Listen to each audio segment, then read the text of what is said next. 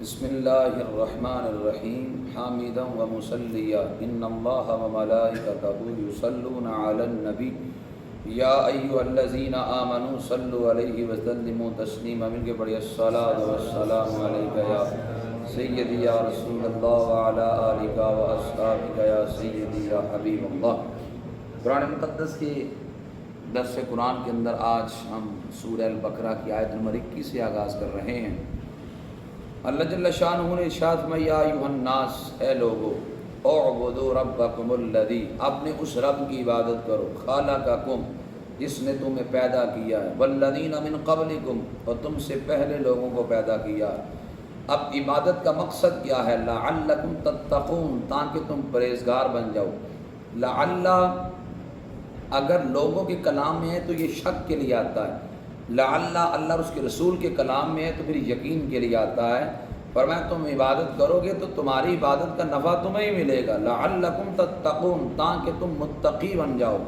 اب اللہ تعالیٰ نے انسانیت کو مخاطب کیا، فرمایا یا ایھا الناس، اے لوگو۔ پتہ چلا جو عبادت نہیں کرتا وہ انسان کہلانے کا حقدار نہیں ہے۔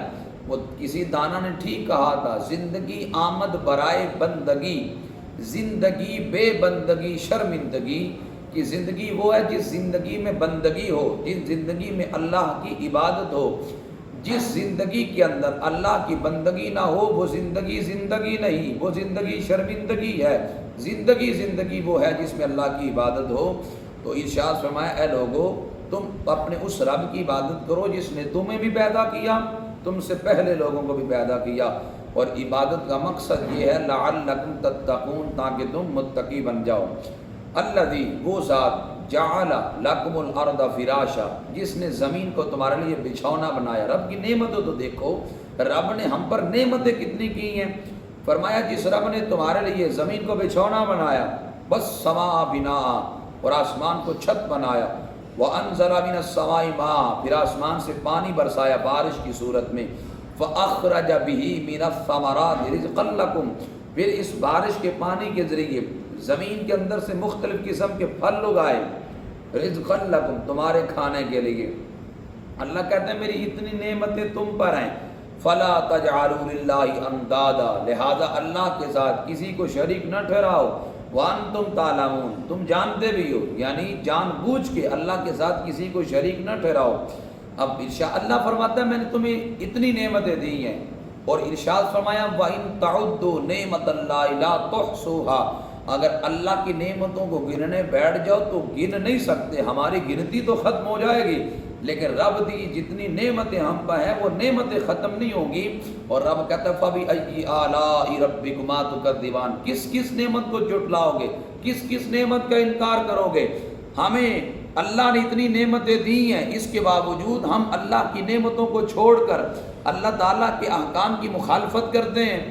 ایک بندہ حضرت ابراہیم بن ادم کے پاس آیا، کہنے لگا حضرت دل کرتا کہ گناہ کروں، تو فرمایا اللہ کی زمین سے نکل جا جا کے گناہ کر۔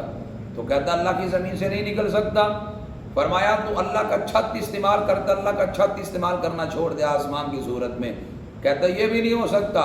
حضرت ابراہیم بن ادم فرمانے لگے اللہ کی نعمتیں استعمال کرنا چھوڑ دے، کہتا یہ بھی نہیں ہو سکتا۔ فرمایا جب فرشتہ آ جائے پھر اسے کہتا کچھ مہلت ہی دے دے، کہنے لگا یہ بھی نہیں ہو سکتا۔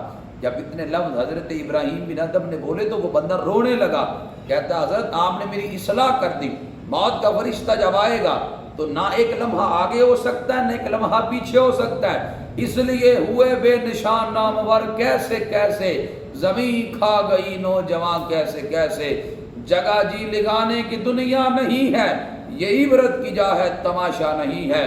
یہ زندگی تماشا نہیں کہ جیسے آئے ویسے گزار کے چلے گئے۔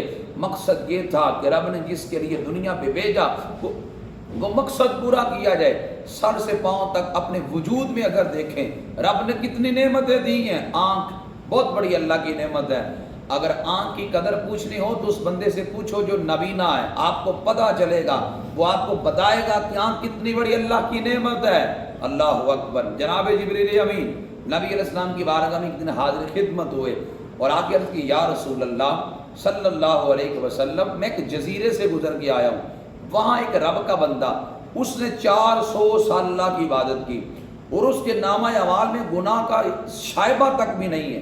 400 سال زندگی اس نے گزاری اور اللہ کی عبادت میں گزار دی۔ آخری وقت آیا، اس نے کہا یا اللہ آخری وقت ہے، میں یہ چاہتا ہوں میں سجدے میں جاؤں تو میری روح قبض کر لے۔ تو یوں قیامت تک سجدے کا ثواب اس کے مقدر میں لکھا جائے گا۔ جناب جبریل امین نے عرض کی اے اللہ کے رسول قیامت کا دن ہوگا، رب تعالیٰ فرمائے گا او میرے فرشتوں میرے اس بندے کو میرے فضل کے بنیاد پہ جنت عطا فرما دو۔ وہ بندہ بول اٹھے گا، کہے گا یا اللہ میں نے تو اتنی تیری عبادت کی، گناہ کیا ہی نہیں، 400 سال اپنی ساری زندگی تیری عبادت میں گزار دی، یا اللہ اب بھی تیرا فضل، یا اللہ مجھے عمل کی بنیاد پہ جنت عطا فرما۔ رب کہے گا او فرشتوں میں نے نعمتیں تو بڑی کی تھی، ایک نعمت آنکھ نکالو ایک پلڑے میں رکھو، اور اس کی 400 سالہ زندگی کی عبادت ایک پلڑے میں رکھو۔ پہلے فیصلہ فضل پہ تھا، اب فیصلہ عدل پہ ہے۔ جب اللہ کی عطا کردہ نعمت آنکھ ایک پلڑے میں رکھی جائے گی، 400 سالہ زندگی کی عبادت ایک پلڑے میں رکھی جائے گی، تو اللہ تعالیٰ کی عطا کردہ ایک نعمت آنکھ کا پلڑا بھاری ہو جائے گا۔ اللہ فرمائے گا فرشتوں یہ تو میری ایک نعمت کا حق ادا نہ کر سکا، اب اس کو میرے عدل کی وجہ سے جہنم میں ڈال دو۔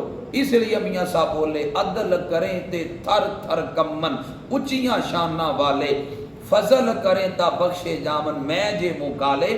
کتنی بڑی اللہ کی نعمت ہے آنکھ، یار تھوک جس کو ہم کچھ نہیں سمجھتے، یہ بھی بہت بڑی اللہ کی نعمت ہے۔ اگر ہمارے منہ میں تھوک نہ آئے ہم روٹی کا ایک لقمہ بھی نہیں نگل سکتے۔ امریکہ کا ایک بڑا امیر ترین شخص تھا، اس کے منہ کے اندر تھوک آنا بند ہو گیا، خربوں کا وہ مالک تھا۔ اس سے پوچھا گیا زندگی کی سب سے بڑی تیری خواہش کیا ہے؟ کہنے لگا زندگی کی سب سے بڑی خواہش یہ ہے ساری دولت لے لو میرے منہ میں تھوک پیدا کر دو۔ لیکن وہ قادر مطلق خدا ہے جو پیدا کر سکتا ہے۔ اب جسے ہم کچھ نہیں سمجھتے وہ بھی کتنی عظیم اللہ کی نعمت ہے، پاؤں بڑی عظیم اللہ کی نعمت ہے۔ کبھی معذور سے پوچھنا ان ٹانگوں کی اور پاؤں کی قدر کیا ہے، وہ تمہیں معذور ہی بتائے گا کہ اس کی قدر کتنی ہے۔ حضرت شیخ سعدی شیرازی رحمت اللہ تعالی علیہ فرماتے ہیں ایک دن ملک شام کی جامع مسجد میں جمعہ پڑھا، جمعہ پڑھ کے باہر نکلا تو حضرت شیخ سعدی فرماتے ہیں مسجد سے میرا کوئی جوتا اٹھا کے لے گیا۔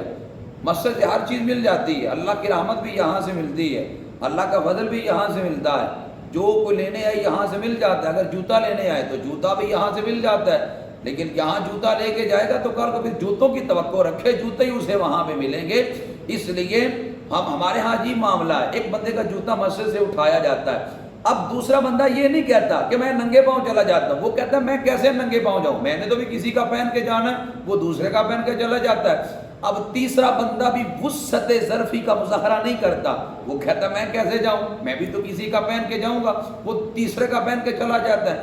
یوں ایک بندہ مسجد میں جوتا اٹھا کے لے جاتا ہے، ایک کی غلطی کی وجہ سے 10 دانہ لوگ بھی بے وقوفی کا مظاہرہ کر دیتے ہیں، تو یوں ایک وقت میں 10 جوتے کے مسجد سے اٹھائے جاتے ہیں۔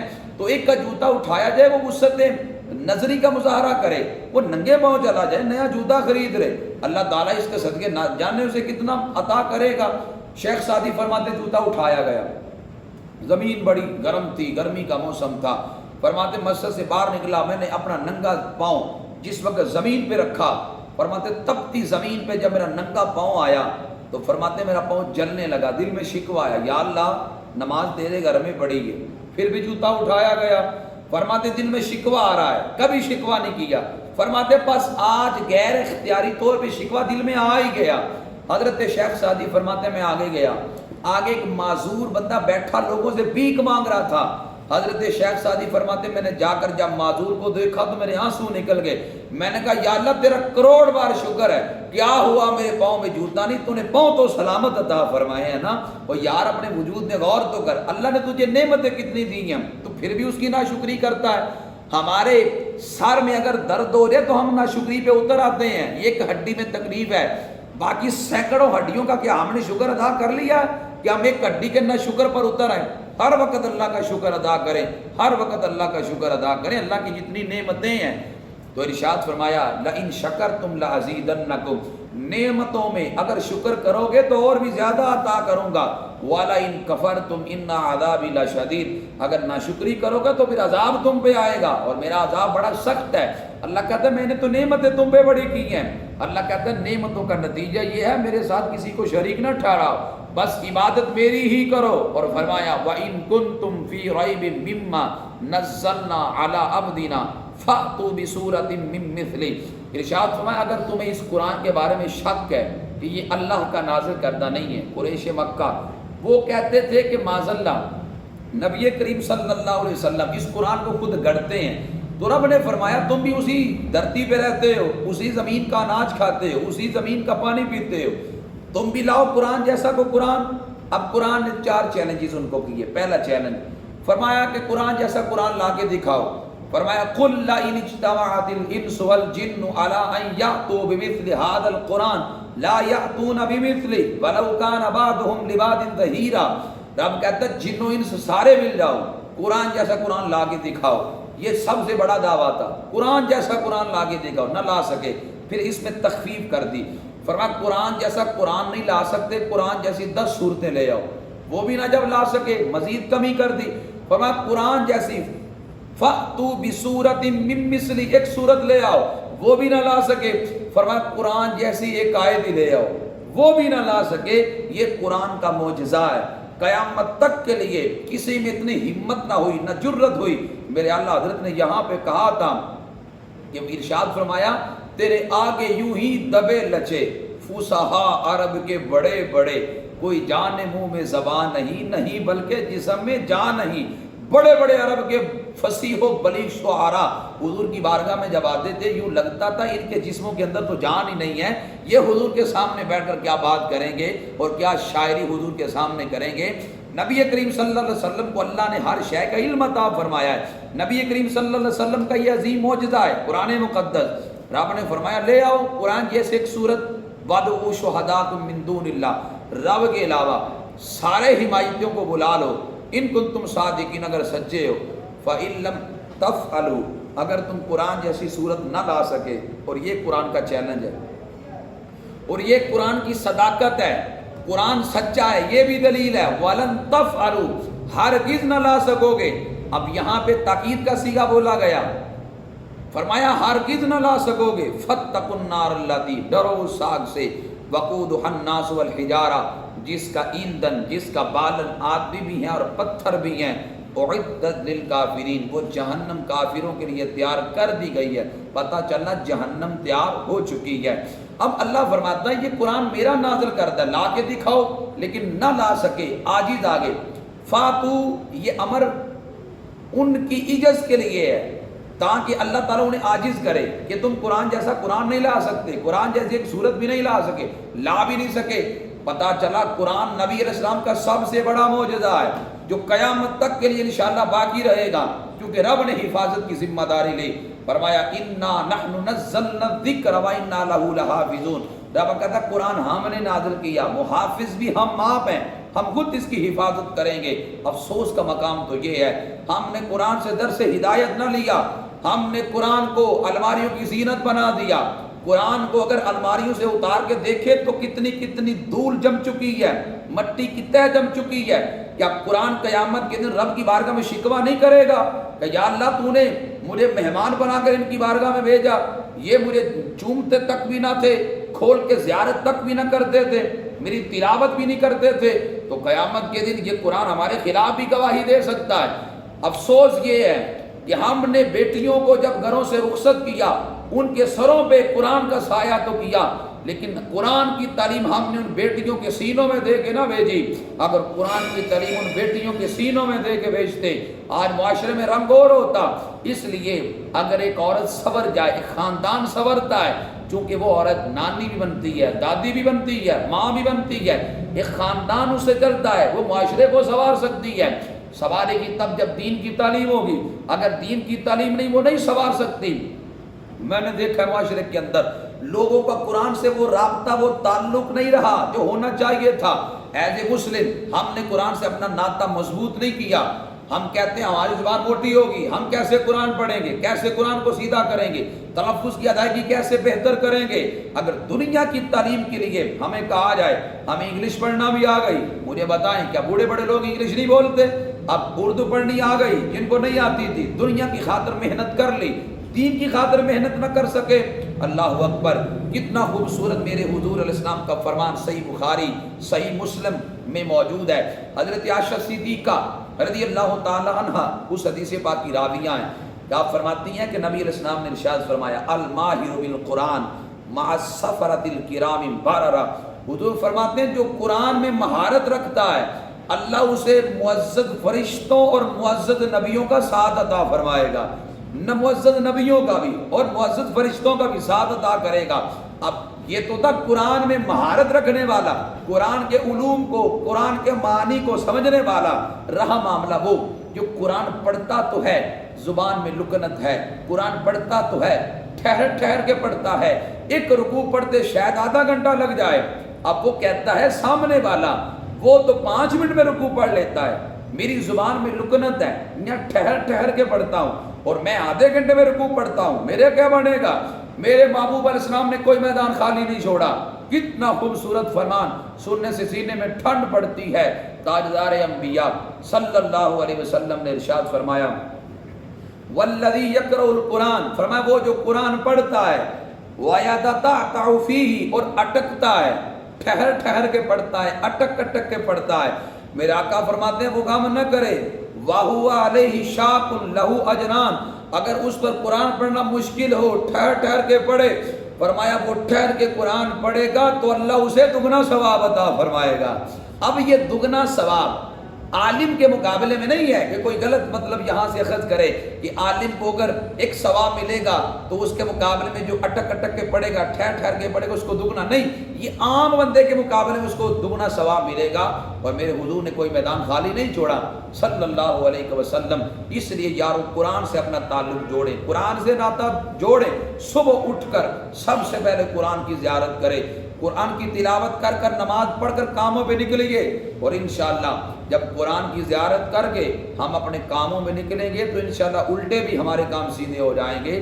اکثر لوگ کہتے ہیں پتہ نہیں آج کیا ہو گیا ہے، جس کام کو ہاتھ ڈالتا ہوں وہی الٹا ہو جاتا ہے۔ میں نے کہا سب سے پہلے تو نے اٹھ کر کام ہی الٹا کیا ہے، نماز ہی کوئی نہیں پڑھی فجر کی، قرآن کی زیارت ہی کوئی نہیں کی، اوپر سے خلاف شریعت کام کر کر تو ڈیوٹی پہ جاتا ہے، برکت کہاں سے ملے؟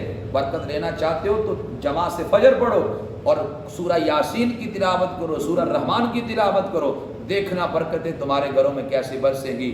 دعا کرتا ہوں اللہ مجھے اور آپ کو کثرت سے تلاوت قرآن کی توفیق عطا فرمائے۔ وما علیہ الا البلاغ المبین۔